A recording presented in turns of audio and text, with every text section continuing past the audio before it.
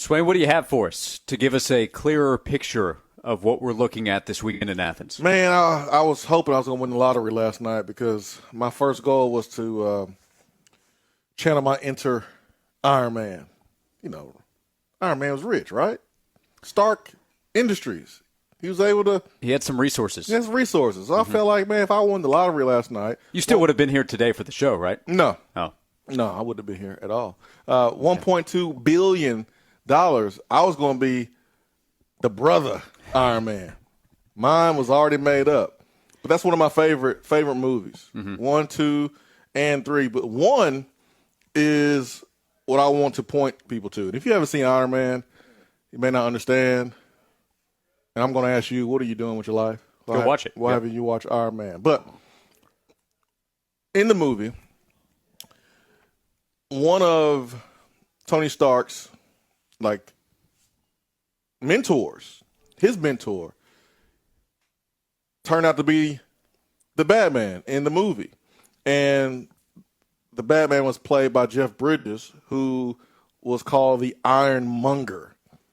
And in that movie, Tony Stark perfects the suit, takes it for a spin.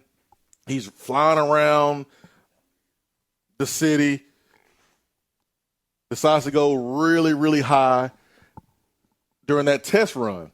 What he found out was, oh man, the altitude, it changes. I can't go as high as I want to go because there's no oxygen, and it freezes up. And so his suit was malfunctioning a little bit.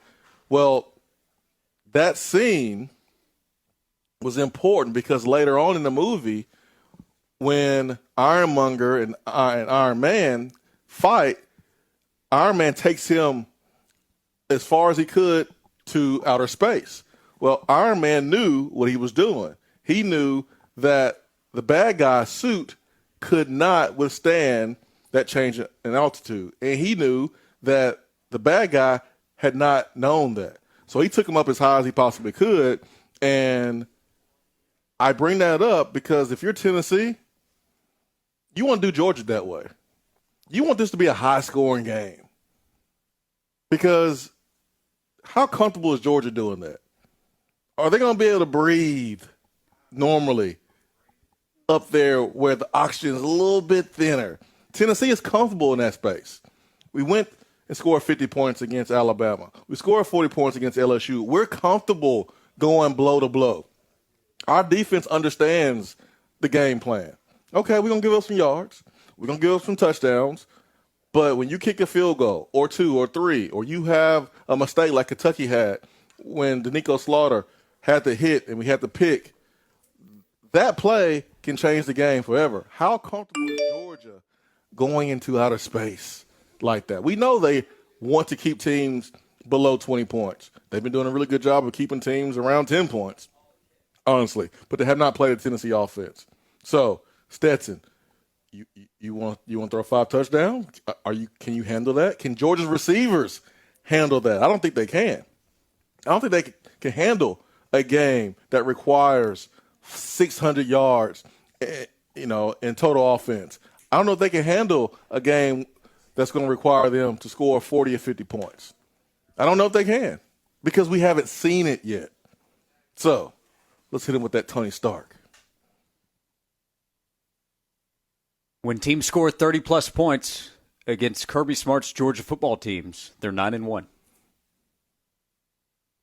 Taking them to an area that they're not comfortable trying to win in is Josh Heupel's goal this weekend. I tell you, man, that's why I think he had that smirk on his face on Tuesday.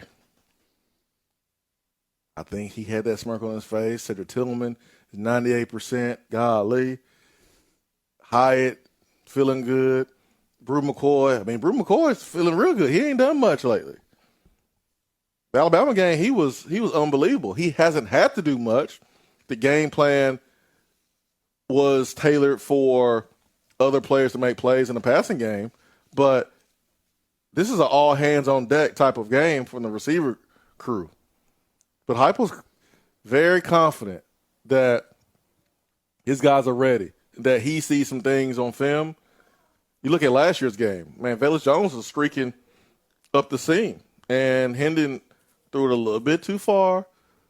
There's going to be plays like that all over the field on Saturday. And I'm pretty sure Tennessee is confident that they're going to make those plays from the wide receiver room. Georgia's will try to hit that from their tight end room.